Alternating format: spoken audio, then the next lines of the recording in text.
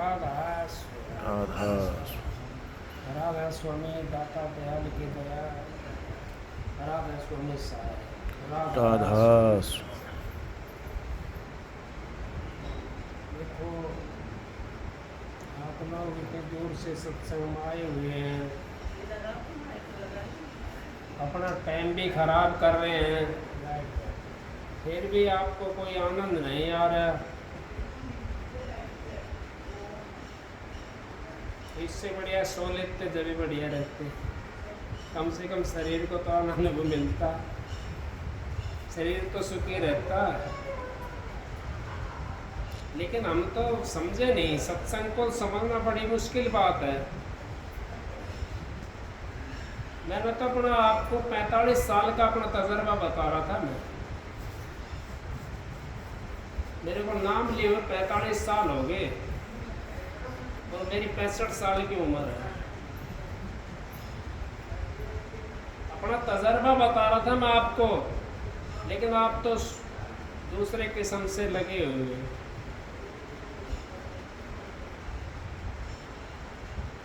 मानीनाथ और गुलाबनाथ दोनों भाई थे, चाचा भतीजा था, ये मेरे को पता नहीं है, लेकिन गुरु शिष्य जरूर थे।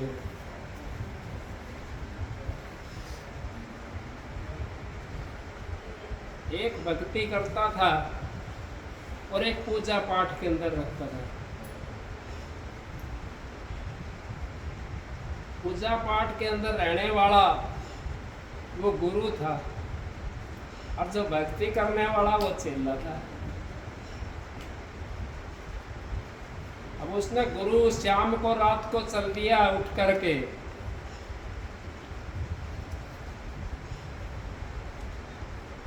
और शमशान में पहुंच गया जा करके। शमशान में पहुंच गया, चेला ने सोचे गुरु जा रहा है, देखो से गुरु क्या करता है, कहाँ जा रहा है। अब चेला भी साथ साथ उठ कर चल दिया उसके। थोड़ी दूरी बना करके चेला वहां बैठ गया। उसने अपना खूब वो शमशान को जगाने की कोशिश करी, लेकिन शमशान जागा नहीं उससे। शमशान नहीं जागा उससे, उल्टा आ गया 2 घंटे 1.5 घंटे झक मार करके। आ करके उससे पहले जब चला ना, वो वहां से शमशान से निकल कर चेला पहले उठ के चल दिया, जा करके सो गया। अपना दूसरे दिन फिर गया गुरु शमशान के अंदर, तो जाओ थी उसने जो अपनी क्रिया थी वो क्रिया करी, वो शमशान जाग गया सारा। गुरु कहता है कल क्यों नहीं आए, कल क्या बात थी। वो बोला भाई आप नहीं जानते, यहाँ एक संत आ रहा था, यहाँ एक संत आ रहा था। हमने 1 किलो 2 किलोमीटर का दायरा छोड़ना पड़ता है, जहाँ संत पहुंच जाता है वहाँ 2 किलोमीटर का दायरा छोड़ना पड़ता है। भूतों की बात कर रहा हूँ मैं, आपकी बात बता रहा हूँ। जो हमारे जिससे भूत हैं वो दायरा छोड़ के भाग जाते हैं या अपना कुछ ना कुछ खिलाना शुरू कर देते हैं बीच में। अब कहने लगा कितनी ताकत है उसके अंदर। हाँ इतनी ताकत है, ये करने का मार्ग है, ये पूजा पाठ का मार्ग नहीं है, ये तो अपनी आत्मिक का मार्ग है, उस परमात्मा से मिलने का मार्ग है। ये शमशान जगाने वाला मार्ग नहीं है। हम तो शमशान जगाना सीख रहे हैं, अपनी आत्मा को नहीं जगा रहे, उसके लिए आनंद नहीं दे रहे, उसके लिए पोख रहे हैं। वो तो हमारे कोसती है। अब मैं कैसे शरीर के अंदर आके पड़ेगी, इसके अंदर तो राम का नाम नहीं है। लेकिन जब 2 बांस के ऊपर पड़े रहते हैं ना, जब चारपाई पर जब खड़ा होकर नहीं चला जाता, जब यूँ कहते हैं हाय राम हाय राम। कबीर साहब ने कह दिया, क्लियर कर दिया, सुख में सुमरन नहीं करा और दुख में कीना याद। क्या कबीर दास की कौन सुने फरियाद। ये कौन फरियाद सुनेगा उसकी? उस टाइम करोगे याद, अब नहीं। जब हम चारपाई पे होंगे और जब हमारे को संसार बताएगा, जब हम दो बांस पे पड़े होंगे, अगर राम को नाम सत्य है, सत्य बोलने से गत है, इससे पहले कोई नहीं बताता करके अगर राम का नाम सत्य है और सत्य बोलो उसी से गत है। इससे पहले संत महात्मा आपको चेताते हैं, और मैं उन महात्माओं में से नहीं हूँ, मैं उन संतों में से नहीं हूँ, ना तो मैं अपना कुछ लेने के लिए आया हूँ, मैं तो अपना तजर्बा था, उनकी दया थी, मालिक की कोई मौज थी, हुक्म था, मैं आपके बीच में आ गया। नहीं, मैं तो बड़ा दूर रहता हूँ, ये तो मेरे साथी हैं, मेरे गांव के बैठे हैं यहाँ पे, सारे बताते हैं। मैं तो इन चीज़ों से दूर रहता हूँ, क्योंकि मुझे तो अपना काम करना है। तुम चेतो तुम्हारी मर्जी, ना चेतो तुम्हारी मर्जी। मैंने तो जो गुरु का हुक्म है उसको लेकर आपके बीच में आया हूँ और उसको अपने बांट रहा हूँ। तुमने भाई इकट्ठा करना तो कर लो, ना करो तो आपकी मर्जी है, मैं क्या कर सकूँ उसमें। मेरा तो कोई दोष नहीं उसके अंदर। मैं तो आपको वो शिक्षा दे रहा हूँ, मैं तो आपको किसी पूजा पाठ में लगाने के लिए नहीं आया हूँ। मैं तो एक कहता हूँ तुम्हारे अंदर में परमात्मा बैठा हुआ है, उस परमात्मा को देखने की कोशिश करो। तुम्हारे अंदर में भाई कई शब्द गाते हैं, कहाँ से जीव आया है और कहाँ जाकर समा गया। और कई जने श्वास के बारे में बताते हैं, कहाँ से श्वास आता है कहाँ समाता, इसकी पहचान कर लो। कहाँ से हमारा सांस आ रहा है और कहाँ समा रहा है, इसकी पहचान कर लो। हम तो और चीज़ों में लगे हुए हैं जो हमारे साथ नहीं चलना, हमारे कोई फायदा नहीं देती वो चीज़ें, उन चीज़ों में लगे हुए हैं। अपने तन की तलाश नहीं करनी है। कबीर साहब कहते हैं इसी ढूंढ में ढूंढ, यही ढूंढ है हमारा, इसी के अंदर परमात्मा बैठा हुआ है। अगर इसके अंदर हमने ढूंढ लिया तो बाजी पार है, नहीं तो 84 तैयार है। उस 84 से जब निकल सकते हम, जब अपनी वृत्ति को यहाँ से उठा करके और यहाँ पे टेकेंगे। जब तक आंखों से नीचे नीचे रहेंगे, इतना आप 84 के अंदर हो, आंखों से जब ऊपर चले जाओगे तो आप यूं समझो हमारा 84 से निकलने का रास्ता खुल गया। मुक्ति नहीं मिली है, रास्ता खुल गया। करनी करोगे आगे चलने के लिए, जब उस मंजिल पहुंचोगे तब मुक्ति होगी।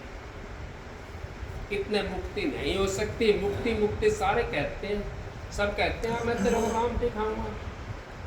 किसी ने देखा है? लेकिन मैंने देखा है, मैं आपको बता रहा हूं। मैंने राम देखा है, लक्ष्मण देखा है, मैंने सीता माता देखी है, लेकिन हनुमान नहीं देखा, क्योंकि मैं तो गृहस्थी, इस करके हनुमान नहीं देख पाया मैं। राम लक्ष्मण और माता सीता देखी मैंने, खुली आंखों से दर्शन करे। शिव जी पार्वती और गणेश देखे मैंने, खुली आंखों से दर्शन करे। करके देखो सही, लेकिन क्या कैसे देखोगे? 3 बार गोसत खाए के लाख गऊ कर दान, फिर भी नरक न दान। फिर भी नरक के अंदर जाओगे, लाख गऊ देने के बाद में भी, लेकिन दान तो हमने एक करना है। कौन सा? कबीर साहब ने सच्चा कह दिया, लाखों शीश तू दे चुकी यमराजा की भेंट, एक शीश तना ना दिया सिर्फ सतगुरु जी के हेठ। अब वो देना नहीं है, वो शीश तो हमने रखना है, सतगुरु के वचन पे चलना है, उस मालिक के नाम के वचन के ऊपर चलना है हमने, उसकी मर्यादा के अंदर रहना है। राधा स्वामी करते हैं, मैं भी कहता हूँ, मैं भी राधा स्वामी हूँ, मेरा गुरु भी राधा स्वामी है। मैं कहता हूं, लेकिन मर्यादा कौन बनाता है? कहने के लिए तो बहुत कुछ कह दिया। कौन सा ग्रंथ में लिखी है? स्वामी जी महाराज ने कही घड़ुआ बजाओ, स्वामी जी महाराज ने कही खड़ताल बजाओ। मैं खुली बोलता हूं। क्यों बोलता हूं? मैं इसी करके बोलता हूं।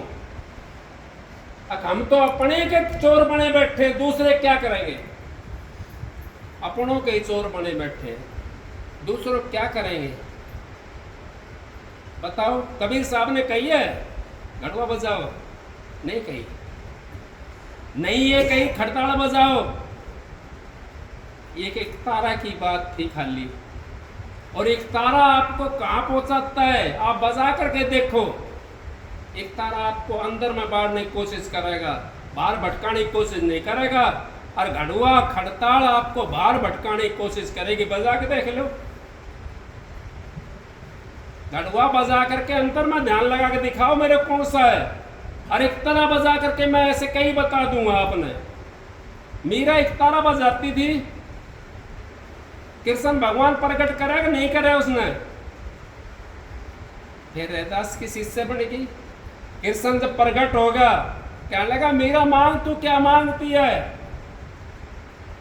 अब महाराज मुझे तो मुक्ति चाहिए, मेरे को धन दौलत की जरूरत नहीं है, मैं तो 2 राज्य की मालकणी हूं, राजा की बेटी हूं, राजा के ब्याही हूं, 2 राज्य की मालकणी हूं, मेरे को तो मुक्ति चाहिए। कृष्ण जी कहने लगे मेरा मुक्ति मेरे पास में नहीं है। मुक्ति अगर आपने चाहिए तो संतों के पास में जाना पड़ेगा। अगर महाराज मैं तो संतों जानती नहीं, मैं तो सारी उम्र आपकी सेवा करिए, आपकी पूजा करिए, मैं तो नहीं जानती। जब कृष्ण जी ने बताया कि आज का संत रैदास है, उसकी शरण में चले जाओ, आप तिर जाओगे। क्यों बताया कृष्ण जी ने?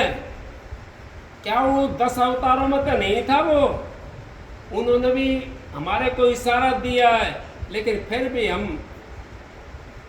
नादानी में लगे हुए।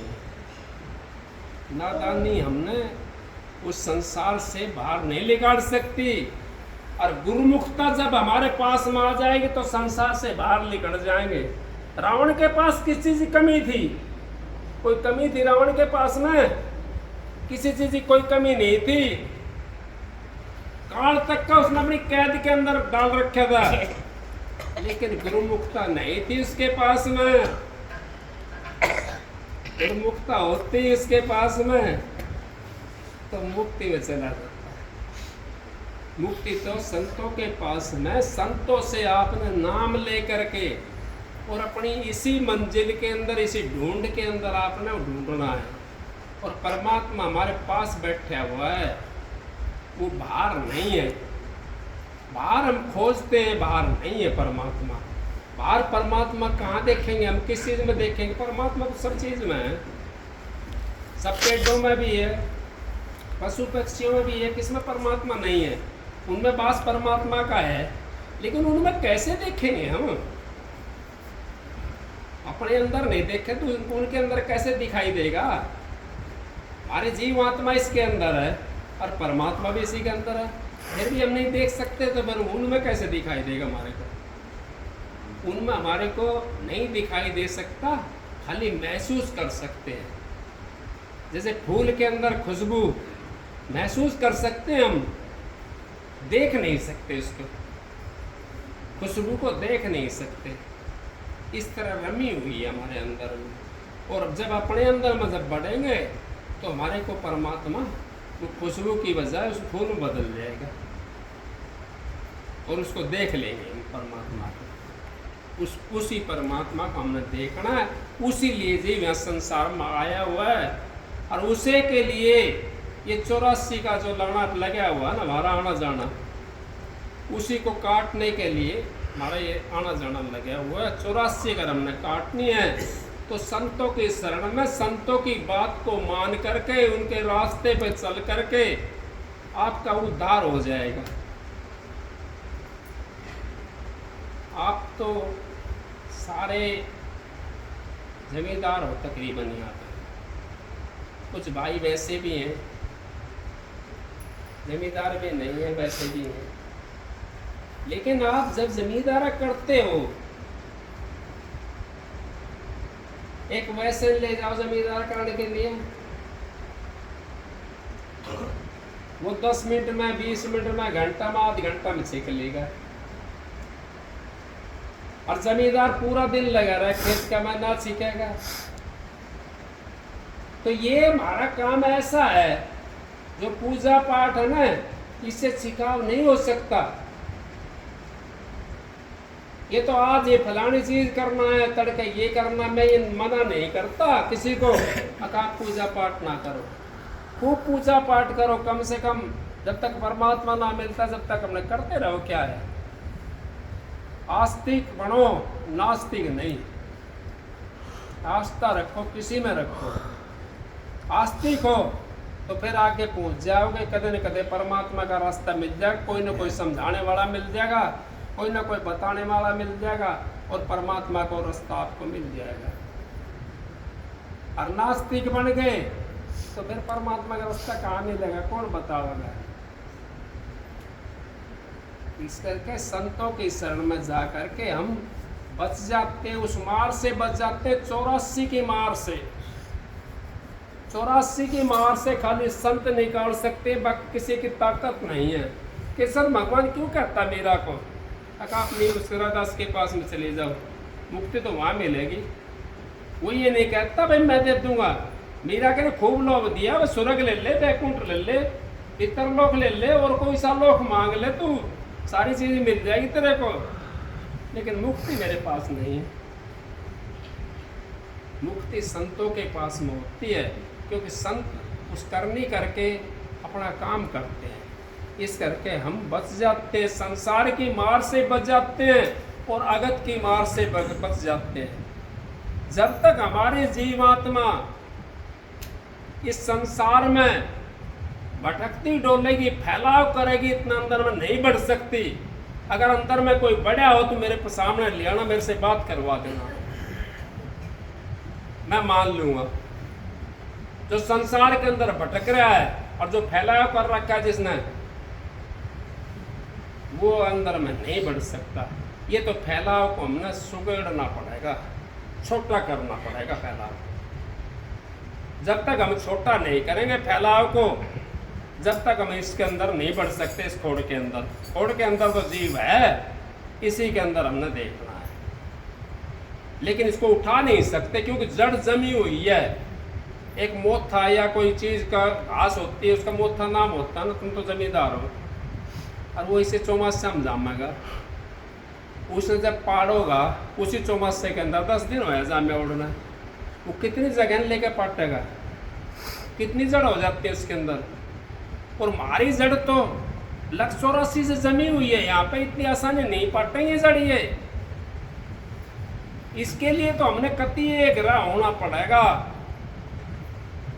और जब ये जड़ पाटेंगे, इन जड़ों को पाड़ना, यहाँ से हम अपना बिखराव को कम कर दें और उस मालिक की भक्ति में लग जाए तो जड़ पाट जाएंगे, नहीं तो जड़ नहीं पाट सकती। जितना बिखराव करोगे उतनी आपको फिर आके परेशानी होनी पड़ेगी।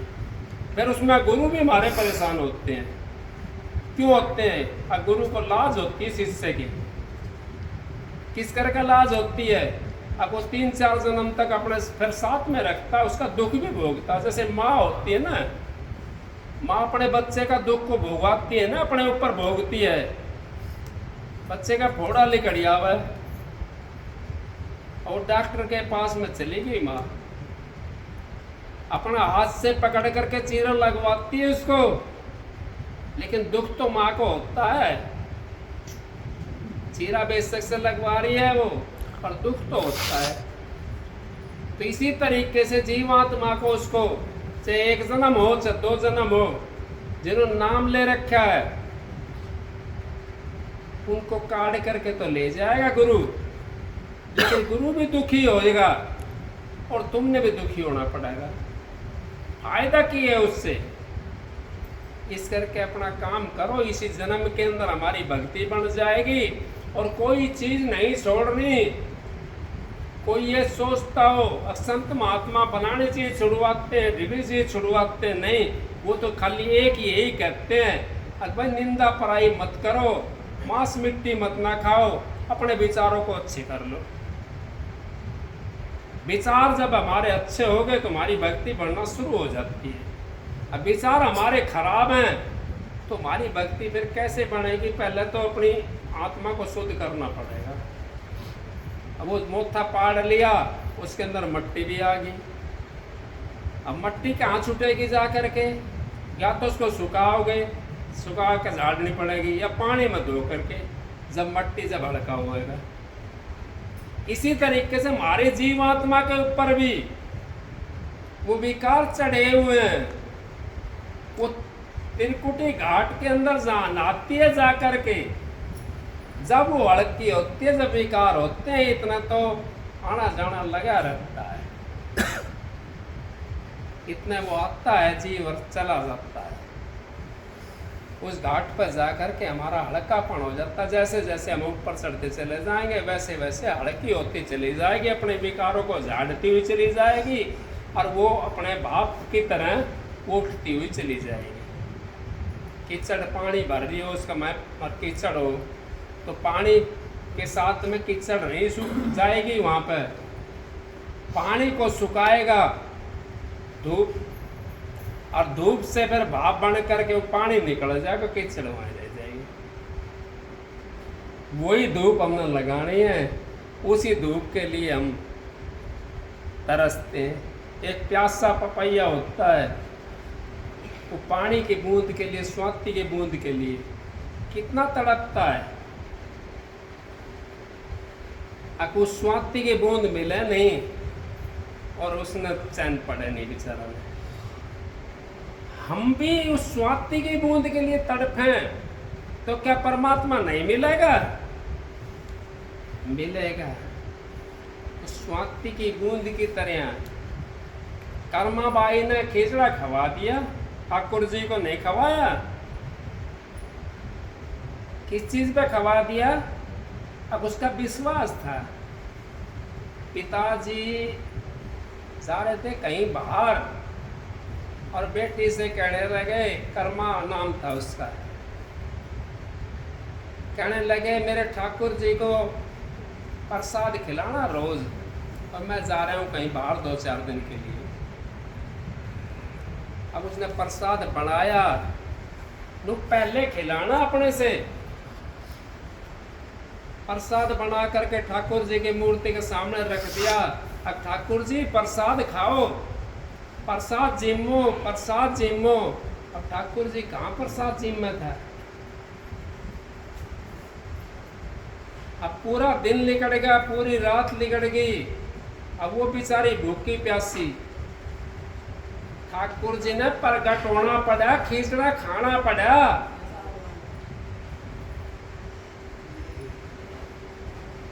क्या मीराबाई ने नहीं पिलाया दूध कृष्ण जी की मूर्ति को? पिलाया न? फिर बताओ, आप लोग इस तरीके से बन जाओगे तो आपका काम बन जाएगा, और नहीं तो हमारा काम नहीं बन सकता। सत्संग की आधी घड़ी तब के बरस हजार, फिर भी नहीं बराबरी संतन के विचार। आप सबको राधा।